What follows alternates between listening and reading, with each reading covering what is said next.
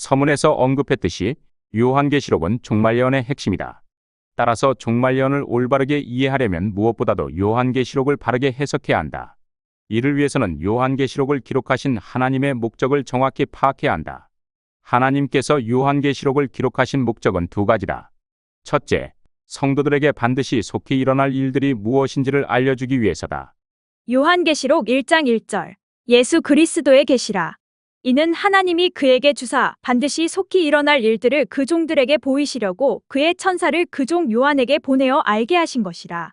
둘째, 요한이 본 것들과 직접 체험한 일들이 무엇인지 가르쳐주기 위해서다. 요한계시록 1장 19절로 20절. 그러므로 내가 본 것들과 지금 있는 일들과 장차 될 일들을 기록하라. 예수님은 요한에게 세 가지를 기록하라고 명령하셨다. 내가 본 것들은 예수님이 7교회의 사자들을 주관하시는 모습이다. 지금 있는 일들은 소아시아 7교회에 보낸 편지와 천상의 환상이다. 장차 될 일들은 재림 직전과 직후에 벌어질 사건들이다. 이 구분은 요한계시록의 구조 전체를 꿰뚫는 핵심이다. 그러나 그동안 수많은 해석자들이 반드시 속히 일어날 일들이 무엇을 의미하는지를 제대로 설명하지 못했다. 그 결과 요한계시록이 매우 해석하기 어려운 성경이 되고 말았다. 반드시 일어날 일들이라는 표현은 해석이 어렵지 않다. 누구나 그것이 꼭 일어날 일들이라는 뜻임을 알 수 있기 때문이다. 문제는 속히 일어날 일들이다. 많은 주석서조차 이 표현을 설명하지 못하거나 모호하게 넘긴다. 대표적으로 그랜드 종합 주석은 이것을 다음과 같이 설명한다. 여기서 반드시란 절대적인 확실성을 뜻하는 말이다. 그러므로 본서의 내용들은 필히 이루어질 틀림없는 내용들임을 알 수 있다. 한편 본서에 주어진 묵시의 말씀들은 반드시 성취되는 동시에 또한 속히 이루어진다. 결국 반드시는 설명하면서도 속히에 대해서는 시기나 구체적 의미를 밝히지 못했다. 이는 다른 학자들도 마찬가지다. 속히 일어날 일들에 대한 다양한 해석. 속히 일어날 일들에 대한 해석은 시대마다 달랐다. 사도들을 비롯한 정통 기독교인들은 모두 이 일들이 예수님의 재림과 관련된 것으로 믿었다. 그러나 이 일들이 언제 일어나느냐에 대한 해석은 각각 달랐다. 사도들은 재림이 임박했다고 믿었다. 초대교회는 마라나타, 즉 주여 오시옵소서라는 인사로서 임박한 재림을 고대했다. 오리겐, 어거스틴 등의 교부들은 요한계시록 6장 이하를 비유와 교훈 중심으로 해석했다. 종교개혁자 루터, 칼빈 등은 요한계시록 6장 이하를 교회사 전체 흐름으로 해석했다. 어떤 이들은 요한계시록 6장 이하를 로마 시대 핍박으로 제안했다. 이것은 지지자가 별로 없다.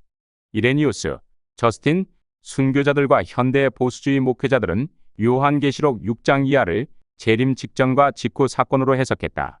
그랜드 종합 주석은 이레니우스, 저스틴, 순교자들과 현대의 보수주의 목회자들의 해석이 가장 타당하다고 보았지만 그조차도 요한계시록 1장 1절의 속히를 명확히 설명하지 못했다. 칼빈 목사가 요한계시록을 3장까지만 해석하고 멈춘 것은 유명한 일화다. 그런데도 요한계시록 해석이 난립했다. 어떤 목회자들은 내가 믿는 해석만 옳다고 주장했지만 대다수는 서로 다르더라도 존중하자며 어정쩡하게 넘겼다. 대부분의 성도들은 모든 해석이 미덥지 못했지만 그것들 중에서 하나를 선택할 수밖에 없었다. 한편 도올 김용옥은 요한계시록의 신학적 깊이를 이해하지 못하고 요한계시록은 미친 소리라 혹평했다. 신앙과 신학이 출중한 이들도 요한계시록의 본뜻을 몰라서 고민하는데 신앙과 신학이 결여된 도올이 어떻게 요한계시록의 본뜻을 알 수 있겠는가? 이러한 혼란 속에서 이단들이 등장했고 요한계시록을 악용하여 수많은 성도들을 미혹시켰다. 따라서 요한계시록 1장 1절을 정확히 해석하는 것은 매우 중요하다. 이 구절을 제대로 해석하지 못하면 칼빈 목사처럼 아예 해석하지 않는 것이 더 낫다.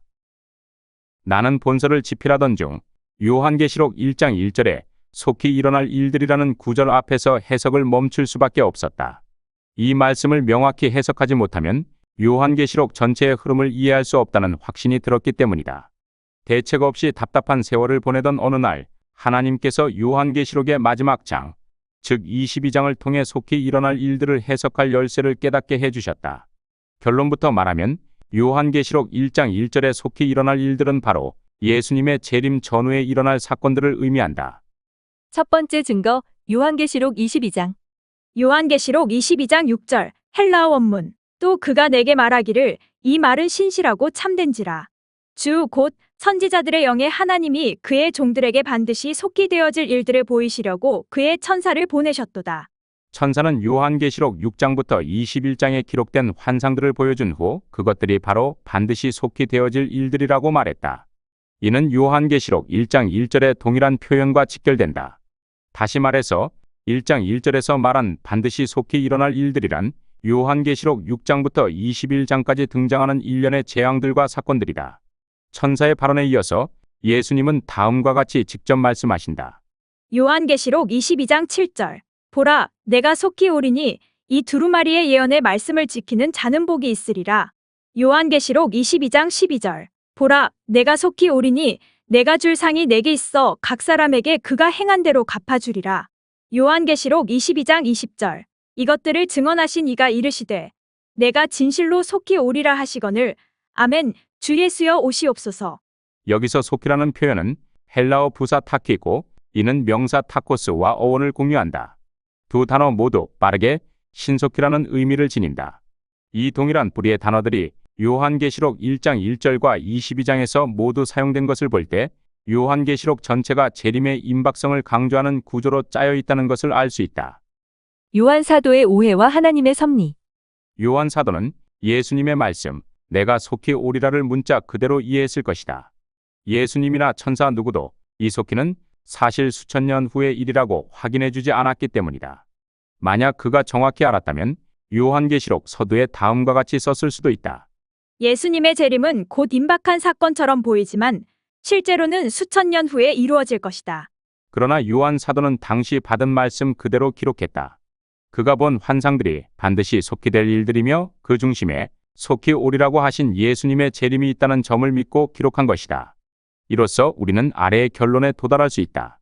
요한계시록 1장 1절에 반드시 속히 일어날 일들은 곧 6장부터 21장에 나오는 환상들이며 그것들은 예수님의 재림 직전과 직후에 일어날 사건들이며 요한계시록 22장에서 동일하게 재확인되고 있다. 두 번째 증거, 요한계시록의 문맥 구조. 요한계시록 1장 1절에 반드시 속히 일어날 일들이 예수님의 재림 전후에 일어날 사건들을 의미한다는 두 번째 증거는 요한계시록 전체의 문맥 구조에서 찾을 수 있다. 예수님께서 소아시아 7교회에 보내는 편지를 요한에게 전하신 후 요한은 하늘로부터 다음과 같은 말을 듣는다. 요한계시록 4장 1절.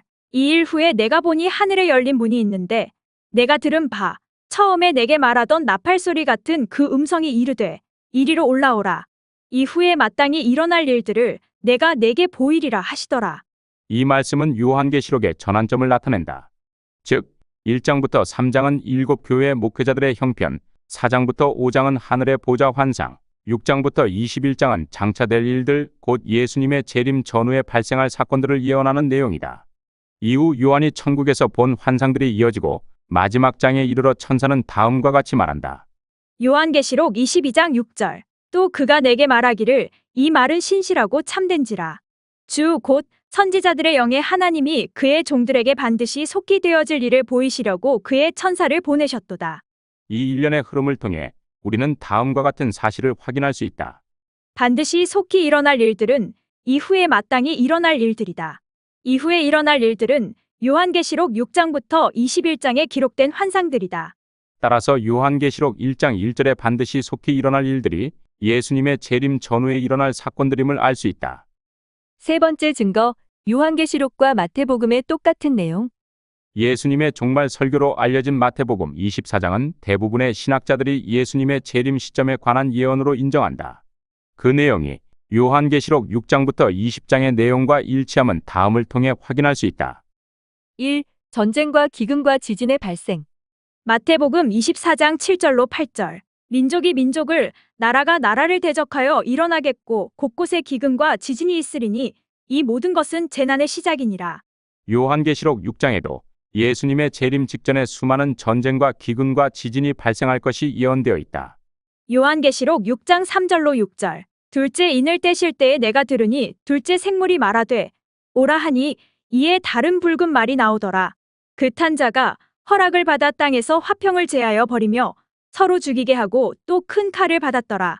셋째 인을 떼실 때에 내가 들으니 셋째 생물이 말하되 오라 하기로 내가 보니 검은 말이 나오는데 그 탄 자가 손에 저울을 가졌더라. 내가 내 생물 사이로부터 나는 듯한 음성을 들으니 이르되 한 데나리온의 밀한되어 한 데나리온의 보리 석대로다. 요한계시록 6장 12절. 내가 보니 여섯째 인을 떼실 때에 큰 지진이 나며 이처럼 마태복음 24장의 말씀과 요한계시록 6장 이하의 말씀이 동일한 사건들을 증언하고 있다. 이것을 볼 때 요한계시록 6장 이하의 말씀이 예수님의 재림 전후에 일어날 일들을 예언한 말씀인 것을 알 수 있다. 2. 해와 달과 별의 이상 현상. 마태복음 24장 29절. 그날 환난 후에 즉시 해가 어두워지며 달이 빛을 내지 아니하며 별들이 하늘에서 떨어지며 하늘의 권능들이 흔들리리라.